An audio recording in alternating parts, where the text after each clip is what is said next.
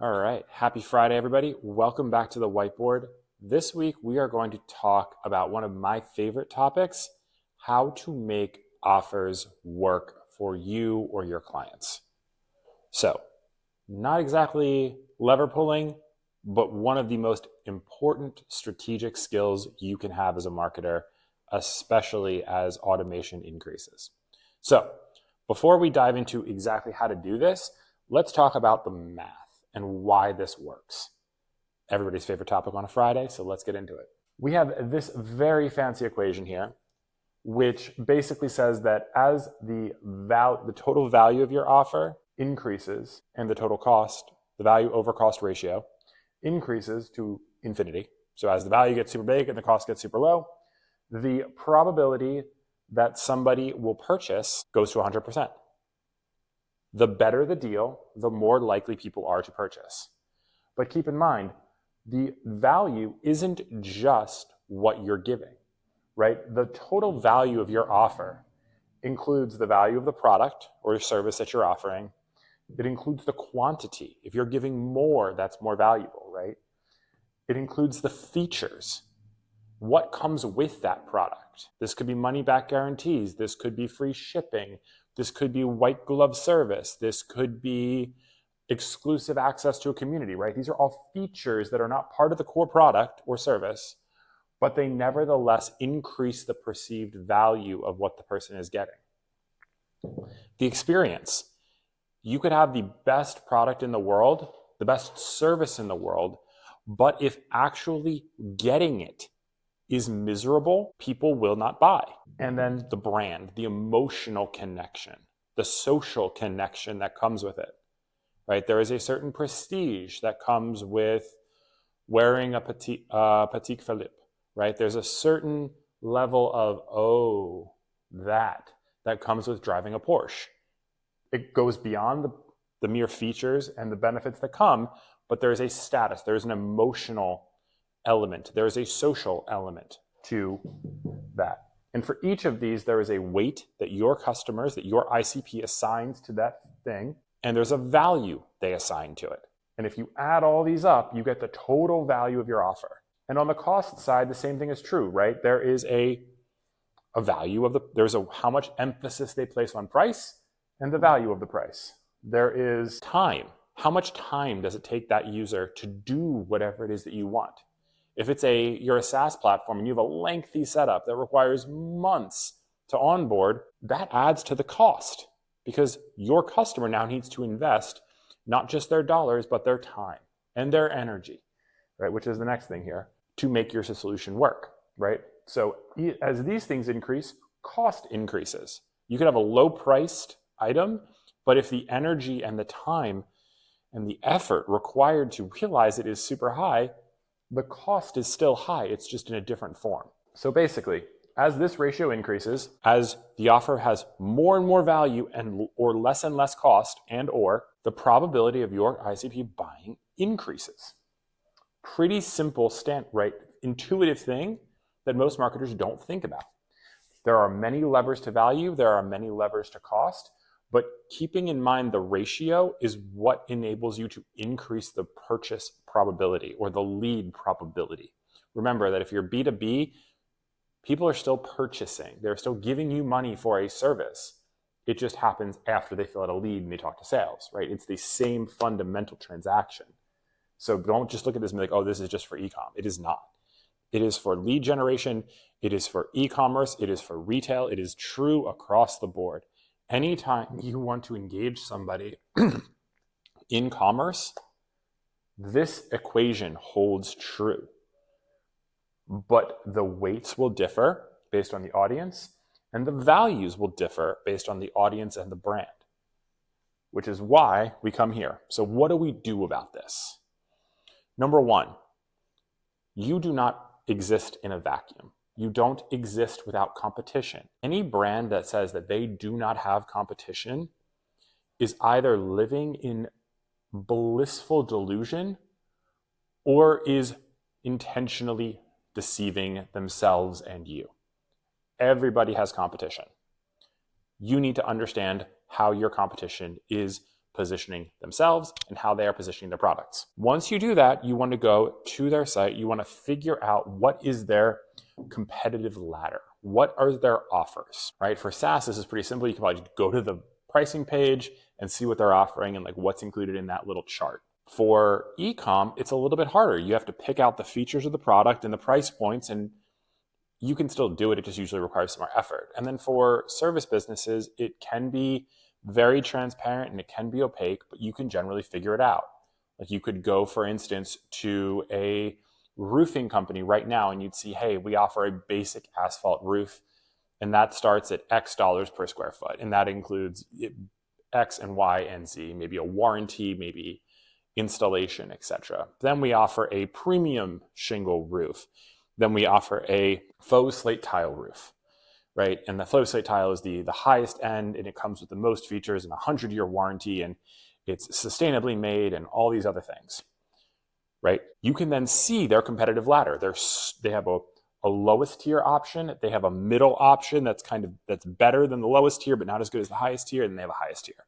And maybe they have one or two tiers on either end of this, but you can get a sense of what those are. Third point, the place where most marketers fall off the wagon. You have to understand from your customers, based on all of these features and benefits that you've identified, which ones your competitors view as absolutely essential. Those are expected.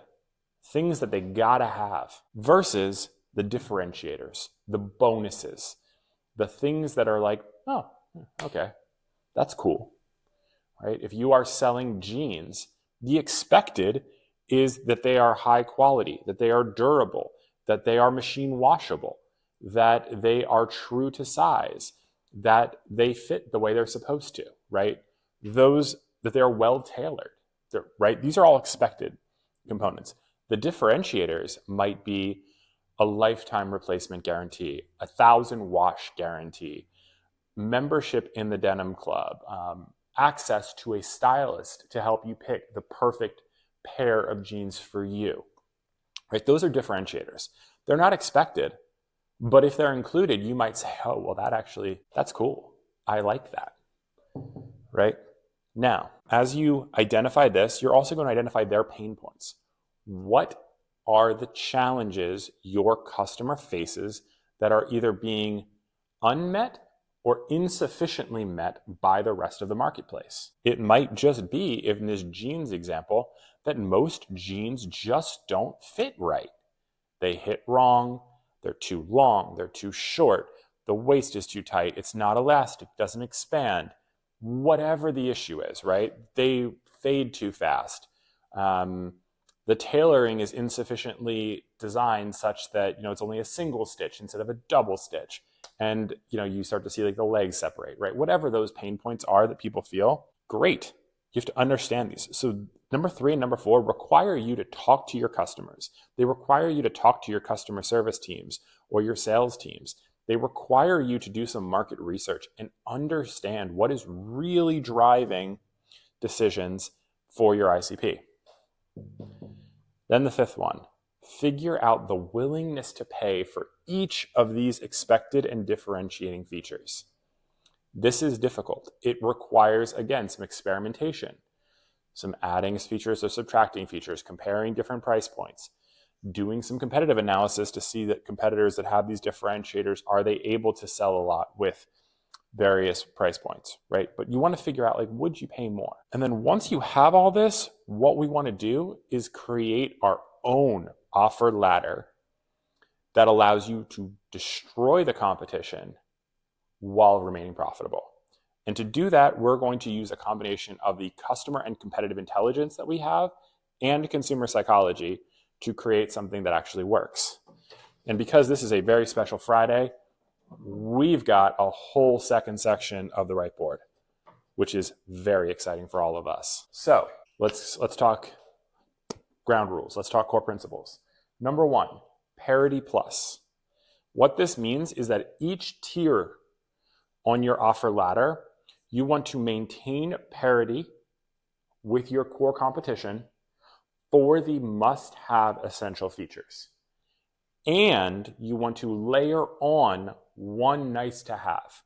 You want to basically maintain parity with a little something extra. Number two, we want to optimize towards a hero tier for most brands. For some luxury brands, we actually want to optimize towards the super high end, but in general, you want to optimize towards the hero tier, which means we're going to use psychological tricks to filter people from the basic tier up and from the premium tier down into the middle where you have the most profit. And then the third is we're going to create a credible anchor on the higher end that maximizes margin and establishes premium position while still generating sales. Now, if you expand this from three options to 5, the same thing holds true. This is just a simple 3 set, but you can very easily add a super basic product on the low end, an ultra premium on the high end. You could add both, and the same math and the same psychology holds true. It just changes how this looks. So what we have here is the following. We have price on the y-axis. We have your value and features on the x-axis. And blue is you, red is the competition. Obviously, red is bad. So what we have here are 3 distinct tiers. Now, this is our entry-level tier, right? As you can see, lowest price, lowest value and features. But what you'll notice here is that your product is slightly lower on the price, right? It's slightly lower, but it's slightly higher in features and benefits. So what you've done here is asymmetrically dominated the competitor offer. Yours is better priced, right? About, maybe 10-ish, 8-ish, 7-ish% cheaper than the competition. It has a little bit more features, right? We have all the gotta have it core features, and we've added one little thing in there to make it better. If you want to add more add-ons, you can do those as upsells to further increase margin. But what you are doing here is you are forcing the competition to either cede the low end or to discount back and hurt themselves to maintain the lowest margin customers. This puts your competition in a miserable position. And keep in mind, this is so much of what marketers get wrong about offers is that they think offers operate in a vacuum. They don't. Offers are weapons. You can either use them or they can be used on you. Pick. So yeah, is it mean? Of course it is. That's the point. The point is to win. Then we go to the middle. What you're going to see here are 2 things. Number 1, the delta in value is the greatest here. The space between these two is the greatest. And number 2, the price is almost equal. It's just about 5%. And there are reasons for this, right? Number 1, what you want to do is you want to drive as much perceived value into this core offer as you can. Pretty simple. Number 2, you want to frame the competitor as insufficient for your ICP, your ideal customer profile, your target audience. By jacking up the features and by really expanding the value here, you are positioning them as inadequate. They don't have what it takes. Their core offer is underpowered. It is insufficient. It is deficient in a material way, right? Their jeans aren't built to last for more than a year, and ours are guaranteed for 10. Which one are you going to buy, right? Our windows come with a 30-year guarantee, free installation, and no matter what happens, we'll make it right. Theirs, good luck. Call an 800 number. Which one are you going to buy? The value perception there is so much bigger that it makes them look like, well, why don't you have this? Okay, and then we go to the flagship, and you're going to notice something here that's different. Your product is actually more expensive in the flagship than theirs, but you do have more features. So you are higher priced, but more features. And there's a reason for that. It's because at the high end of the buying stratosphere, consumers equate price with value or price with quality. They use price as a proxy to determine what is truly exceptional versus what is merely good. This is especially true in anything that is difficult to measure or difficult to quantify.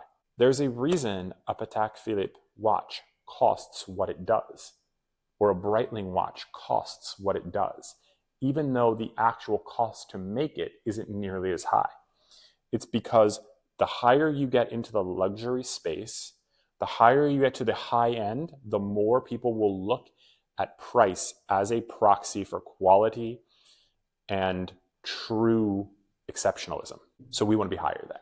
Now, this has a couple of fun psychological effects, right? One, by establishing a very high but reasonable price here, this anchors perception of value so that the hero tier looks like an even better value to customers who are sitting on the fence. Number two, we're going to dramatically increase your risk reduction. So money back guarantee, service, product guarantees, product warranties, et cetera, from the barrier breaker, the entry level, to the hero. Because what you want are people who are sitting here wondering, which one's right? You want them to be like, oh my God, well, there's so much more protection for me. I have a much higher floor here. So I'm going to go to hero. Flagship, oh, this is super expensive, but there's a lot of value. But this one's got a lot of stuff too. All right, you know what? I'm going to try this and then I can always upgrade, right? So what you're doing is you're funneling customers from both ends into this middle where you can drive higher margins, lower CACs. And as you do this, we want to be strategic. You want to target your features and benefits to attack perceived weaknesses in your competition or unmet market needs that you've discovered through your research. This isn't just you talking about what is good for you, right? That is the second mistake that so many brands make. No one cares. Customers do not care about your features. Customers care about how those features benefit them and how what it is that you have to offer makes their life better. That is why we start with customer insights and customer understanding as well as competitor. So you can frame everything in terms of the value you are creating for those customers. And then in this flagship, right, what we're going to do here is we are going to make our competitor look like they just don't have what it takes to compete at the upper end of the market. Because again, at the upper end of the market, being cheaper is actually being worse, as perverse as that is. So we are going to be more expensive and we are going to be better. And those two things together for a higher end buyer make you the obvious choice. Put all of this together and you have a formula that you can take to any brand and say, hey, we're going to design your offer in a way that resonates with your target market, that attacks the weaknesses in your competition, and that uses human psychology and competitive intelligence to actually give you a durable, mathematically and psychologically backed advantage for our marketing to work on, right? And this is a radical departure for a lot of marketers. Most people do not think about this like this. If you can master this, you have an advantage. And no matter what industry you work in, you can apply this framework and you can make it work. Until next week, have fun with this.